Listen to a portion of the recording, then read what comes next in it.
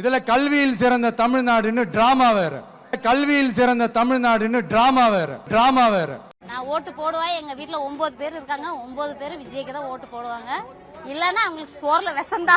விஜய் படமே போட மாட்டேங்கிறாங்க. வீணா போன படமா போடுறாங்க. அதுக்கு ஏன் அலறீங்க? உதயநிதி இதெல்லாம் ஒரு ஆளே இல்லனா பேசிருப்பா தெரியல, கட்டி பிடிச்சி முத்தம் கொடுத்தாங்க. வேலை போனாலும் பரவாயில்ல, குடும்பம் போனாலும் பரவாயில்ல, எது போனாலும் பரவாயில்லன்ற மாதிரி நாங்க தலைவனை பார்க்க வந்திருக்கோம். எங்க வீட்டுக்காரோட எனக்கு விஜய் தான் பிடிக்கும். தினம் மாசம் வர அந்த காசுல 100 ரூபாய் சேர்த்து வச்சு என் அம்மாக்கு நான் போன மாசம் ஒரு மிஷின் வாங்கி கொடுத்தேன். ஃபீஸ் கட்டுறதுக்கு அந்த அளவுக்கு என்கிட்ட காசு இல்லை. அப்போ அங்க இருந்த ஒரு ஸ்டாஃப் தான் எனக்கு ஃபீஸ் கட்டுறதுக்கு கொஞ்சம் ஹெல்ப் பண்ணாங்க. நான் இந்த புதுமை பெண் திட்டம் ஸ்கீமுக்கு கொடுத்த காசுல நான் திருப்பி அந்த மேமுக்கு எடுத்துட்டு போயிட்டு அந்த காசை ரிட்டர்ன் கொடுத்தேன். புதுமை பெண் ஸ்காலர்ஷிப் எய்டட் ஸ்கூலுக்கும் உண்டு அப்படின்னு சொன்னோடனே அதுவும் எனக்கு கிடைக்க ஆரம்பிச்சிச்சு.